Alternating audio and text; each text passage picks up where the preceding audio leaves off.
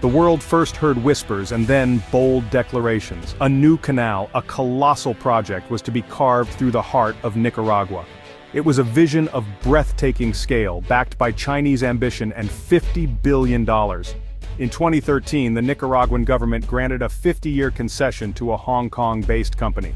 It aimed to offer a grand alternative to the historic Panama Canal. China, a global economic powerhouse, was demonstrating its capacity for transformative projects.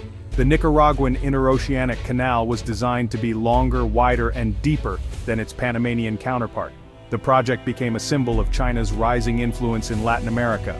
However, concerns about sovereignty, environmental impact, and displacement quickly surfaced. At the center of this monumental Nicaraguan canal project stood a figure who, at the time, was largely unknown on the global stage: Wang Jing.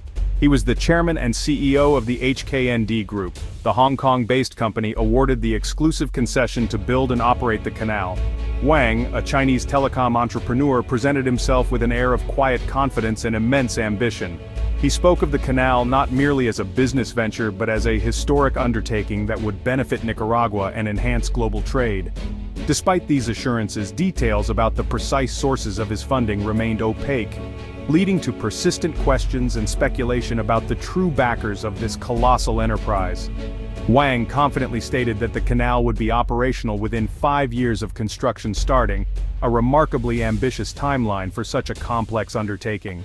However, as the years passed since the initial 2013 announcement, Wang Jing's personal fortune reportedly saw significant declines, linked to stock market volatility and the performance of his other businesses. The promised transparency regarding investors never fully materialized, and the initial flurry of activity and pronouncements gradually gave way to a more subdued presence. The Nicaraguan Canal project was never solely about commerce. It was deeply intertwined with strategic calculations and geopolitical aspirations. For China, backing such a venture in Central America was a powerful statement. It represented a significant step in expanding its economic and political influence in a region long dominated by the United States. The canal offered the potential for China to secure privileged access for its own growing merchant marine and to gain a strategic foothold in America's backyard. This move was widely interpreted as a direct challenge to U.S. preeminence in the Western Hemisphere and a bold play in the ongoing global power dynamics. The proposed route for the canal was a critical aspect of its design and strategic planning.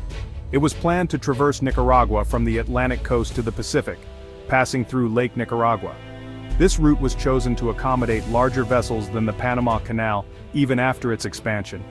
The ability to handle these massive ships, often called post-Panamax or even larger Chinamax vessels, was a key selling point.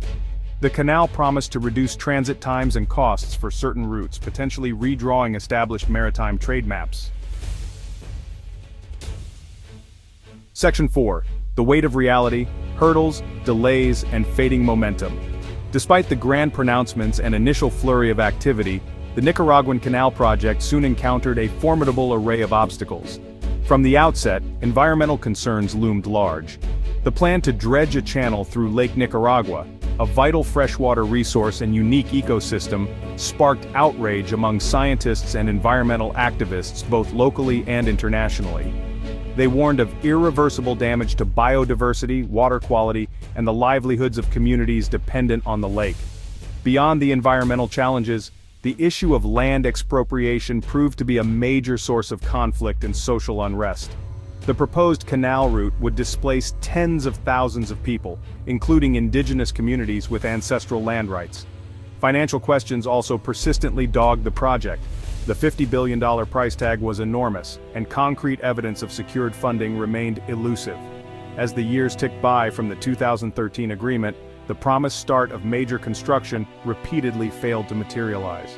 By the late 2010s, and certainly by our vantage point in 2025, the project appeared to be largely stalled, if not entirely defunct. Section 5. Echoes of Ambition, the canal's lingering geopolitical shadow. Even though the physical construction of the Nicaraguan Canal has largely failed to materialize by 2025, the project's announcement and initial development phase cast a long geopolitical shadow. The mere prospect of a Chinese-backed canal in Central America sent clear signals to Washington. It highlighted China's growing willingness and capacity to project influence into regions traditionally considered vital to U.S. interests. The canal plan was a tangible symbol of shifting global power dynamics, forcing policymakers in the United States to reassess the extent and nature of China's ambitions in the Western Hemisphere. For Nicaragua, the association with the canal project had complex diplomatic consequences. While President Ortega hoped it would bring economic prosperity and elevate the country's international standing, it also drew criticism and scrutiny.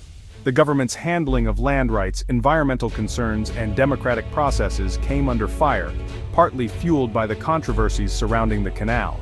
The unfulfilled promise of the canal left the country in a difficult position, having staked significant political capital on a venture that has yet to deliver tangible, widespread benefits. Section 6. Beyond the waterway, China's broader strategic play in Latin America. The Nicaraguan Canal dream, while perhaps fading, was just one prominent example of China's expanding engagement across Latin America and the Caribbean.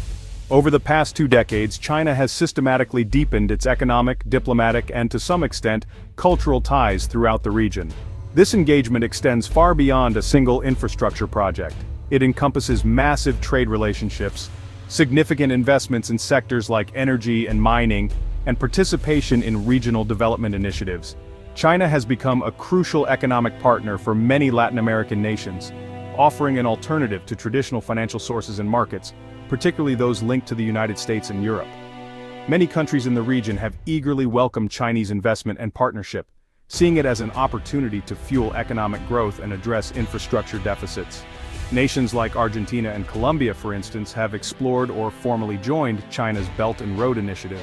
This global infrastructure strategy has funneled billions into ports, roads, railways, and power plants across the developing world.